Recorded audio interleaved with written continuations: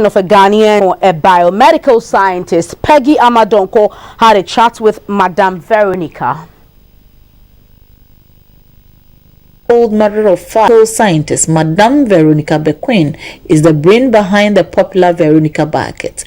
The bucket was invented some 27 years ago when Madame Veronica, then a staff of the Ghana Health Service, was looking at infection prevention and control in some selected laboratories in the system. I realized that in the laboratories where they didn't have running water, they were using bowls with stagnant water to wash their hands.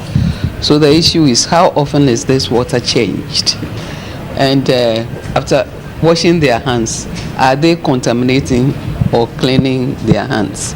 The issue is, to wash your hands properly, you need to use running water. So I brainstormed with a consultant I was working with as to how best we could come up with running water for the labs. We didn't have running water. It was at that time that the people who sell porridge had started using these aluminum sheets to sell their wares. So I discussed with the lady that how about fitting a tap to these containers? We can produce running water with this device. So she said, well, it's a good idea. So that was what we used to train people how to use wash hands properly using running water. The initial invention was made from aluminium. It was later replaced with plastic. We realized that they were not durable because the container was so thin. You see these aluminium sheets, they are thin. And then it was the metal taps, which were quite heavy. So they became detached quite often. We had to continue to make some. So we decided to switch to the plastic containers, which were more durable with the metal taps. Today, the Veronica bucket is used in many other countries outside Ghana. I know it's being used in West Africa, East Africa, Southern Africa. I don't know about Northern Africa. And in fact, in the, early 2000, we sent some to Spain. There was a project with the Ghana Health Service, and they requested that we make some. So the first place outside Africa that we sent Veronica buckets was Spain. But has she been recognized for her contribution to the health sector? Oh yes, I have. In 2005, the Ghana Health Service, which represents the government, gave me an award. And quite recently, as last year, 2019, March, on the International Women's Day, the First Lady, Madame Rebecca Kufuado, gave me an award for the innovation. Madame Veronica Bequin says she's happy Ghanaians have embraced the bucket. Because the idea was to prevent infection through the hands in the health sector. So for that, I could say that I have achieved the aim, and especially with this COVID thing, everybody has become aware that hand washing is key. The desire of Madame Veronica Bequin is for all to live healthy by using the bucket rightly to avoid the spread of infections. Peggy Amadonko reporting. And that was a close-up with Madame Veronica Bequin, the inventor of Veronica buckets. Moving on, Ghana's confirmed COVID-19 case count has increased to 10,358 following 157 new infections reported after the last update. The Ghana Health Service says the new infections were recorded in 4 regions: Greater Accra with 121, Eastern 23, Volta 4 and Oti 9. 69 more recoveries have been recorded, taking the total recoveries to 3,824. The death toll remains at 48, leaving the country with 6,486 active cases. Per the latest update, the Greater Accra region continues to be the epicenter of the virus in the country, accounting for more than 60% of the total case count, and with a confirmed case tally of 6,642. The Ashanti region follows with a case count of 1,799 with no new infections reported since the last update. Moving on, the Ghana Health Service and the Ghana Education Service are working closely to ensure the safety of students when the schools reopen for the final year students. I want to assure the people that our fight against COVID is ongoing and it's intensified. We're doing our testing, we're doing our isolation, we're doing our treatment.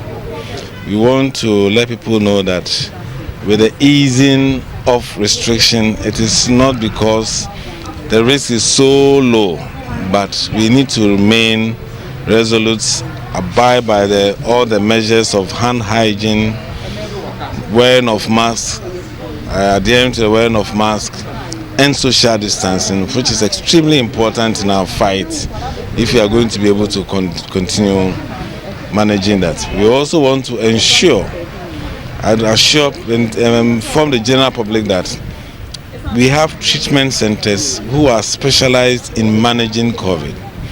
If you have any reason, make sure that you are referred to these centers for quick recovery and best outcomes.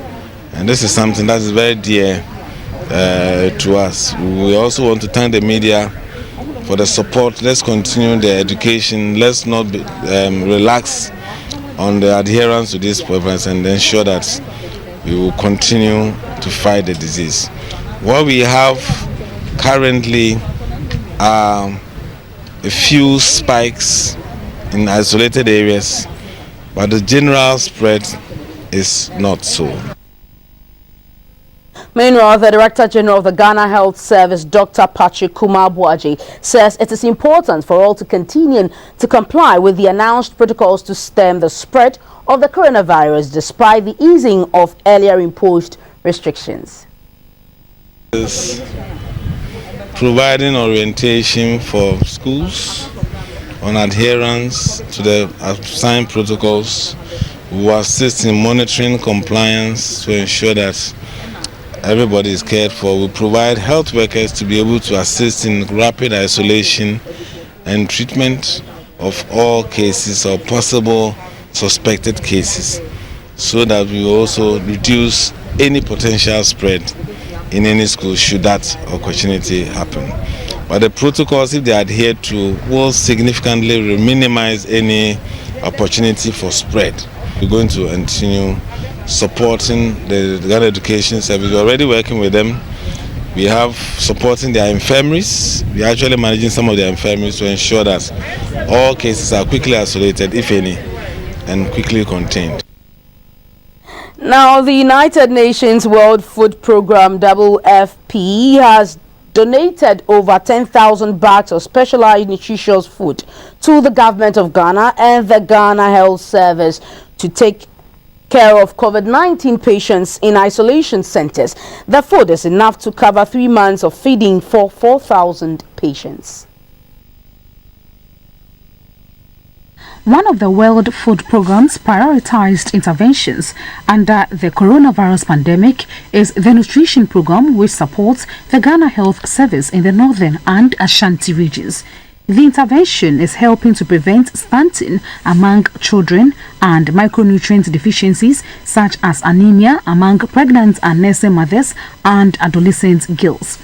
The maize soya specialized nutritious foods donated to the government of Ghana and the Ghana Health Service are made of blended cereals and soy flour mixed with extra minerals and vitamins. Maize soya is highly nutritious and meets the body's protein, energy and micronutrient requirements for optimal growth while fighting infections. The WFP representative and country director to Ghana, Madam Rukia Yakub, said maize soya is one of several excellent quality, highly nutritious, made in Ghana products funded by the Canadian government to support the government to help fight COVID-19. The Director General of the Ghana Health Service, Dr. Patrick Abuaji, thanked the WFP for the kind gesture and entreated other institutions and philanthropists to emulate same. The WFP has so far provided hand washing stations in all the participating health centers and retail shops and supported the Ghana Health Service to include COVID-19 preventive measures in their social and behavior change communication messages to mothers and caregivers. A child advocacy organization, Compassion International, has donated 50,000 Ghana cedis to the Ghana Health Service in Accra to help in the fight against COVID-19. 50 years ago, Compassion International Ghana opened its doors in the country and has so far supported about 90,000 vulnerable children in Ghana. Since the outbreak of the coronavirus, it has provided household security in the form of food products to 35,000 people in Accra and other regions. Compassion International Ghana has also donated to Noguchi Memorial Institute and the COVID-19 Trust Fund. In Accra, the National Director of Compassion Ghana International, Mrs. Gbc donated a check for 50,000 Ghana cedis to the Ghana Health Service for frontline workers at the isolation centers. The Director General of the Ghana Health Service, Dr. Patrick Kuma Abuaje, acknowledged the institution for its role of patriotism towards the fight against COVID-19. Dr. Abuaje said the collateral effects of COVID-19 on parents is enormous. Now to the Ashanti region, the POS Foundation, facilitators of the Justice for All program, wants the contagious disease allowance for prison officers across the country activated. The foundation says this is especially important at this time with the coronavirus spreading. The appeal is for government to provide incentives and the contagious disease allowance. These came up at a donation to Kumasi Central Prisons.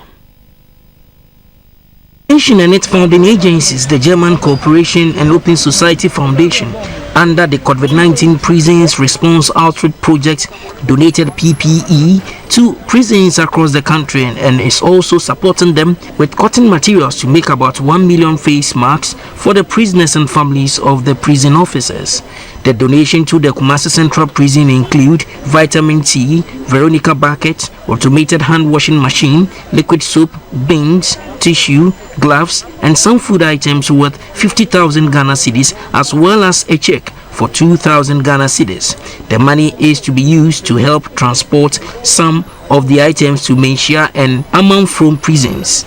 With congestion in the prisons still a major issue, many are calling for non-custodial sentences for minor offenses and misdemeanors to help decongest the prisons, especially in the wake of COVID-19. The executive director of POS Foundation, Mr. Jonathan Osei Owusu, called for a swift passage of the non-custodial sentencing bill in the wake of the coronavirus outbreak to help decongest Ghana's prisons. He commended the Ghana Prison Service for the preemptive protocols adopted, which has significantly ensured the well-being of all. Mr. Owusu appealed to the government to grant amnesty to non-violent convicts who are serving jail terms in prison for drug use to congest the prisons, especially at this time. The public relations officer in charge of the Kumasi Central Prisons, DSP Richard Booker, was grateful to the donors and commended them for their advocacy role for justice and fairness to prisoners. Now back here in Accra, a 7-member panel of Supreme Court justices has set June 23, 2020 as the day to deliver its judgment in a suit by the National Democratic Congress seeking an order of the court to declare as unconstitutional the decision of the Electoral Commission to omit the existing voter identification card out of the list of ID cards for their upcoming voters registration exercise set to begin on the 30th of June 2020. The Supreme Court on the 4th of June 2020 directed the Electoral Commission to submit their legal reason for wanting to strike the existing voter identification card off the list of requirements in the upcoming registration exercise ahead of elections in December 2020. The NDC went to court seeking, among others, a true and proper interpretation of Article 45A of the 1992 Constitution on whether the EC has the constitutional power to and can compile a register of voters only once and thereafter revise it periodically.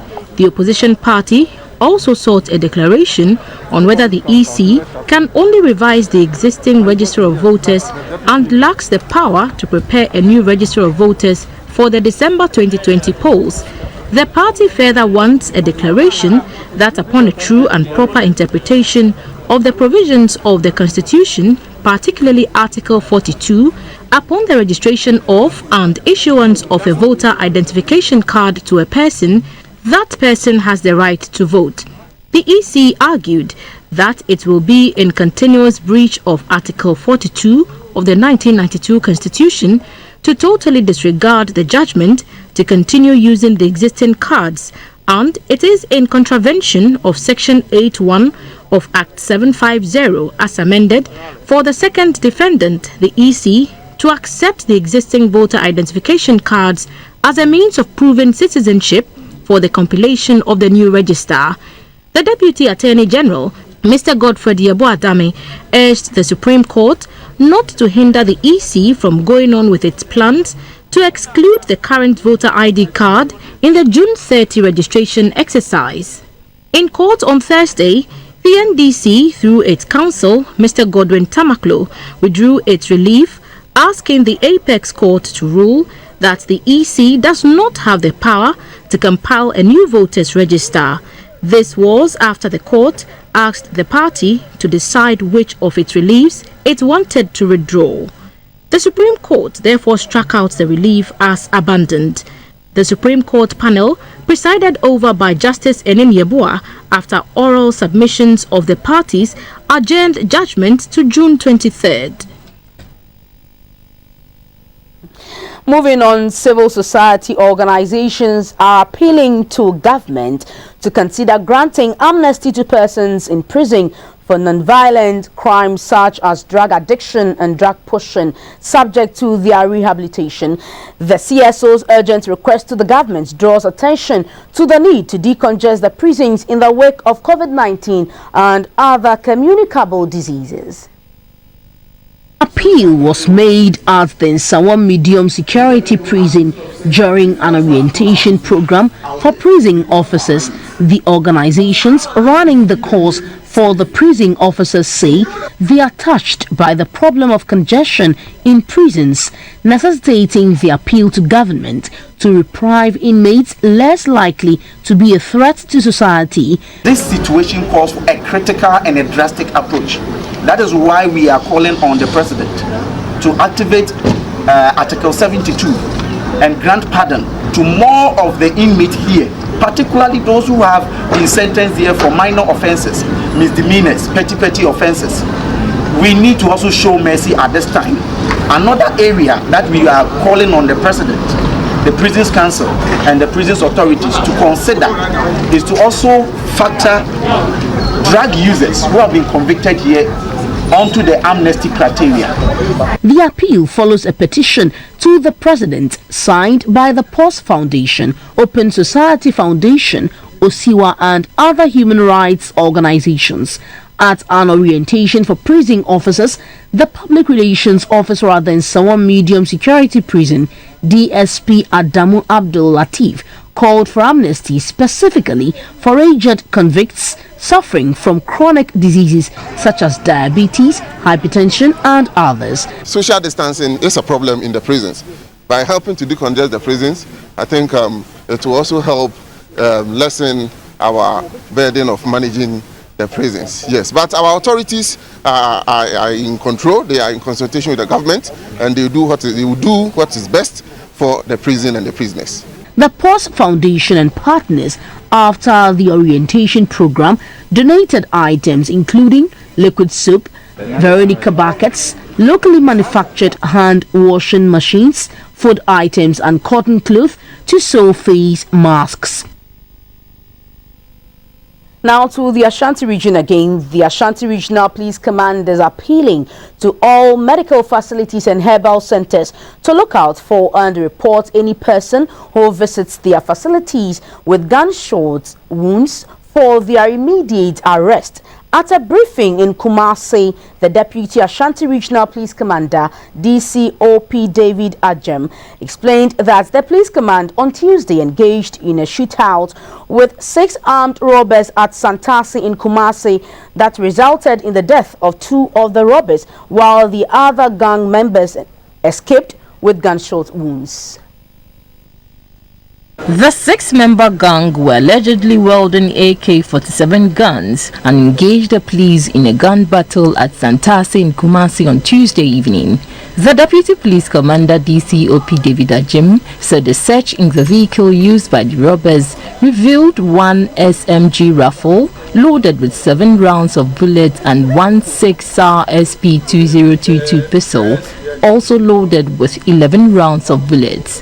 DCOP David Ajem says the deceased and their accomplices who escaped are suspected to be the Fulanis who masterminded the Manso Dadiesu robbery, where 3 persons, including the driver of the Amansia South DCE, were murdered. The bodies of the deceased robbers have been deposited at the Komfanochi Teaching Hospital's morgue, awaiting identification and autopsy. We had information they were preparing to embark on a robbery expedition. So we sent a team of officers from the regional headquarters to foil the operation and to arrest the suspects. Upon seeing the police team, they opened fire. The police returned fire, and the suspects, in trying to escape, this resulted in the death of 2 of the persons on board the BMW saloon car. A police officer was also injured and was rushed to hospital for treatment, but he is in stable condition. Meanwhile, the remaining suspects, who are believed to have sustained gunshot wounds, abandoned their vehicle and managed to escape. We have more news coming up after this break. Please do stay.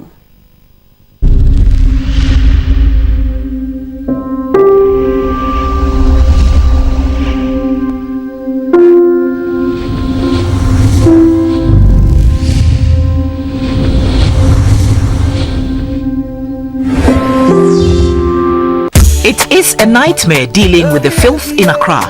The gutters are choked with garbage. The streets are a jumble of filth. The beauty of the serene beaches is marred with human feces and plastics, as many defecate in the open. Residents are up in arms when the situation gets out of hand. Because of these meetings, you can't even stand there for even a minute. As we speak here, if the mosquitoes even refuse to breed on it. Partners in sanitation suggest alternative policy interventions. Landfilling is not the way forward. We are recommending treatment facilities. But in all of this, have we made gains in the sector?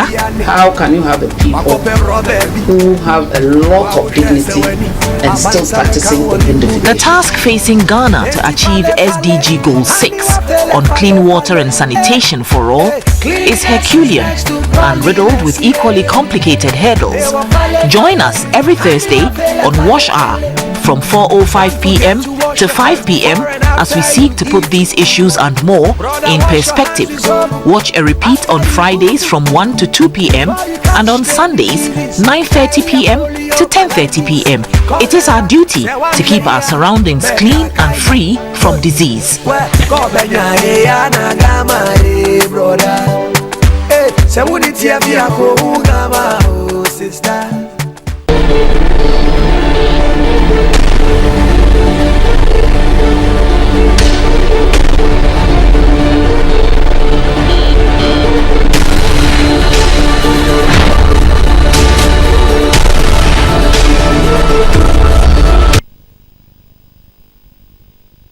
You welcome back, and now the business segment.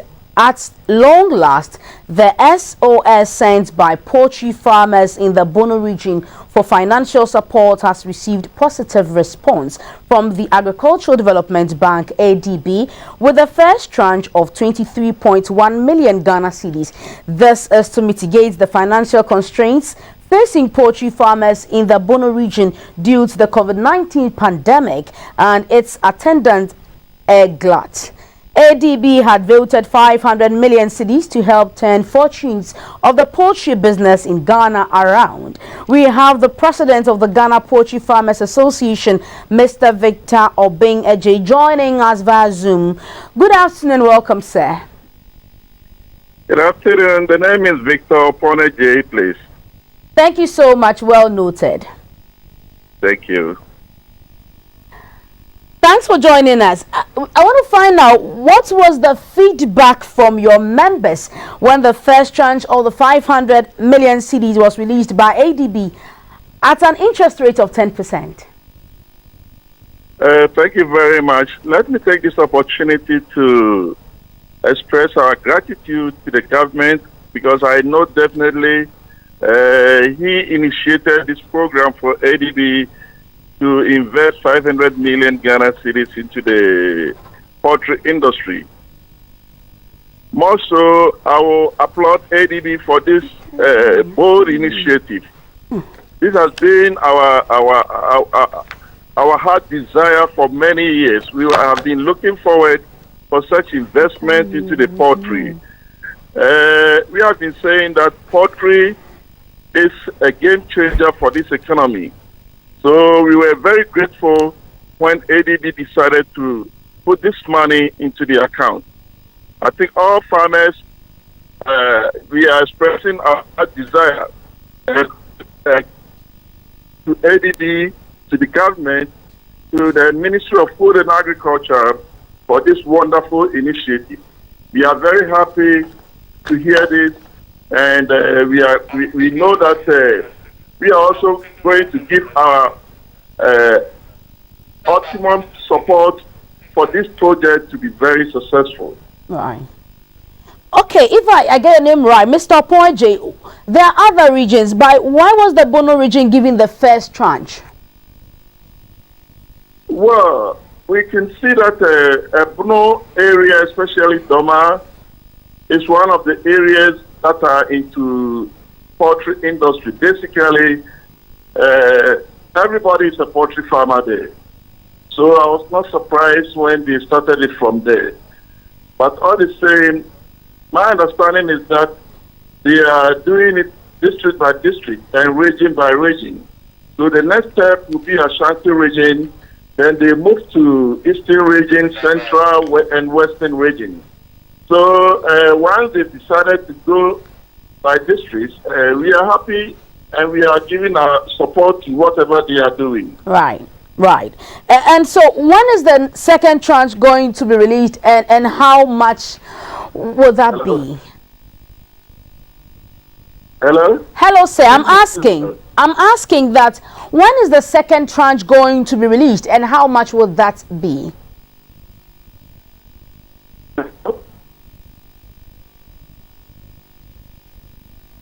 Hello, Mr. Poije.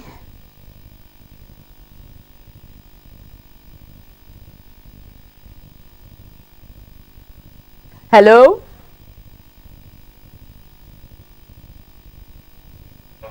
Hello? Hello, Mr. Poije. Please, can you hear me?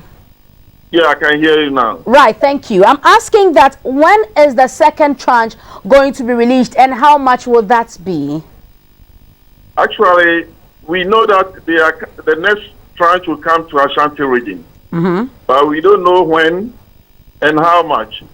It will depend on ADB.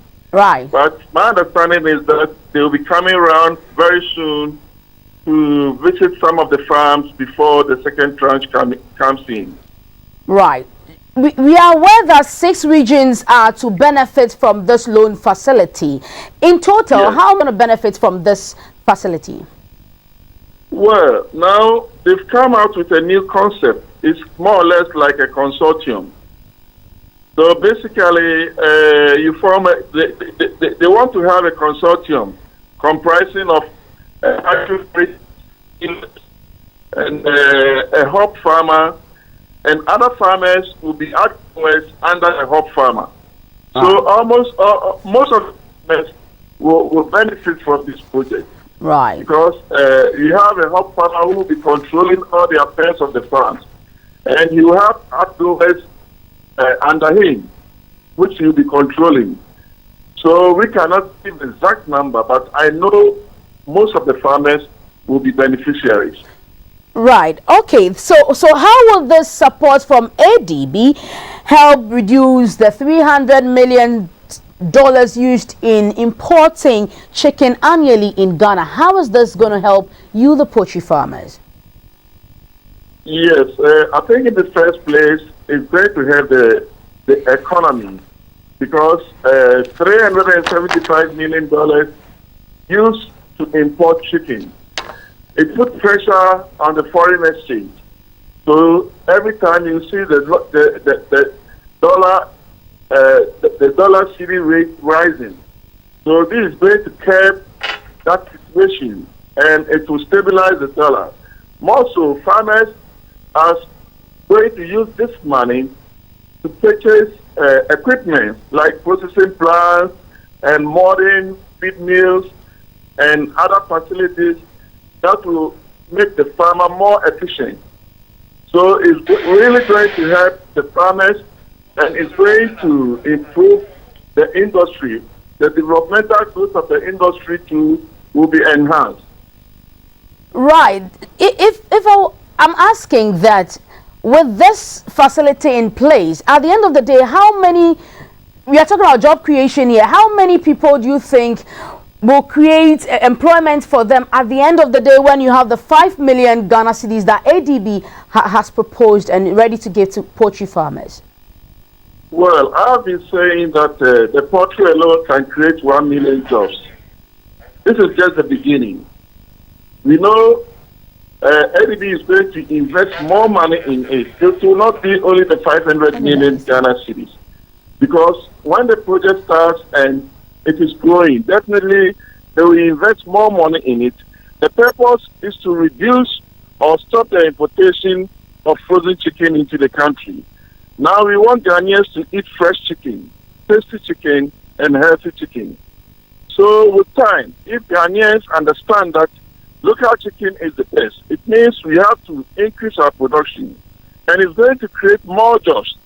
Our target is to use the poultry to create 1 million jobs for this economy. So, Opoija, I want to find out, so after 2020, when the 500 million cedis is finally disbursed, how do you envisage to see the poultry industry in Ghana? We are looking at its growth. Actually, I've been saying that we can use this industry to change this economy. So basically, when this money is invested, I know it's going to create more jobs for the people, and we are going to have healthy chicken, tasty chicken, and you have 1 minute remaining. But Ghanaians as a whole. Right. We'll be looking out for that by the end of 2022. Thank you so much for your time. And that was the president of the Ghana Poultry Farmers Association, Mr. Victor Opon Ejay, on the SOS which was sent by poultry farmers in the Bono region for financial support to ADB, which has been granted. For now, it's the first tranche. Moving on. The national year-on-year inflation for May 2020 inflation was 11.3%. The month-on-month rate of inflation between April 2020 and May 2020 was 1.7%, with food inflation pegged at 15.1% and non-food inflation at 8.4%, which was 7.8% 8 months before March. The Consumer Price Index for May 2020 was 118.6, relative to 116.6 in April 2020. Year-on-year inflation rate for May 2020 was 11.3%. This means that in the month of May 2020, the general price level was 11.3 higher than in April 2019. Month-on-month inflation between April 2020 and May 2020 was 1.7%. The months prior to the pandemic, this contribution was on average 44.1%. The higher total inflation is due to higher food inflation. The food division is the single largest contributor to month-on-month inflation. It contributes over 56.5% of month-on-month inflation. On regional basis, inflation was between 13.3% in Greater Accra and 3.1% in the Upper East region. The government statistician, Professor Samuel Kobina Enim, said Ghana experienced a hike in the inflation rate of around 3.5 percentage points since the outbreak of the COVID-19 pandemic. In May 2020, the average national inflation stood at 11.3%, while food inflation of 15.1% outpaced non-food inflation of 8.4%. Especially in the Western, Ashanti and Greater Accra regions, food inflation surged.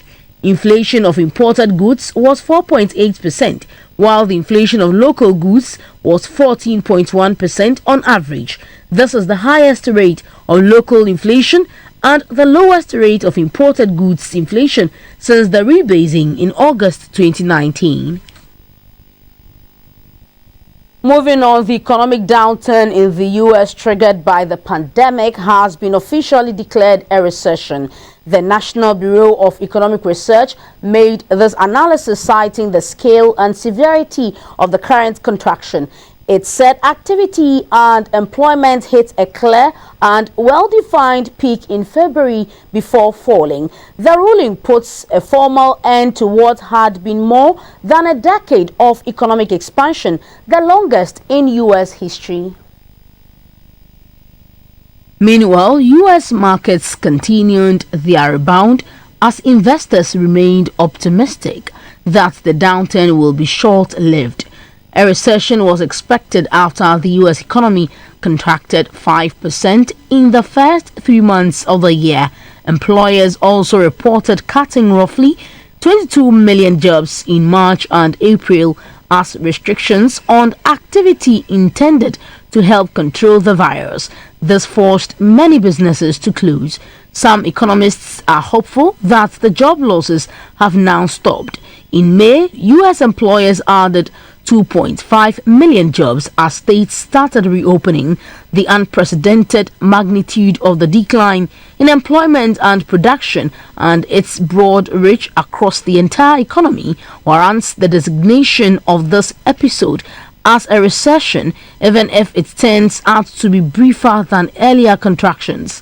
The Bureau typically defines a recession as an economic contraction that lasts more than a few months. It has declared 12 recessions since 1948, the longest of which was the Great Recession, which lasted 18 months from December 2007 to June 2009. U.S. financial markets, which tumbled in February amid signs of the economic collapse, have been on the upswing since March due to investor hopes that economic damage will be limited. On Monday, the Nasdaq index closed at 9,924.7, gaining 1.1% to top its pre-pandemic record.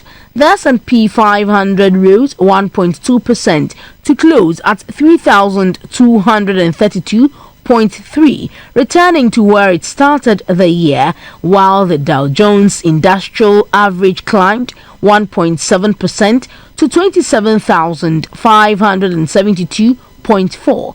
Many economists have warned that the economic pain is likely to linger even if the worst has passed. Now moving on, the African Development Bank has unveiled a strategic roadmap of projects and programs to assist African countries in tackling the nutrition and food security aspects of the COVID-19 crisis through a raft of immediate and longer-term measures. The Feed Africa response of COVID-19 paves the way for a comprehensive intervention to build resilience, sustainability and regional self-sufficiency in Africa's food systems and help farmers cope with coronavirus-related disruptions to the agricultural value chain. The African Development Bank's response to support the agriculture sector lays out specific measures aimed at addressing challenges faced by African countries across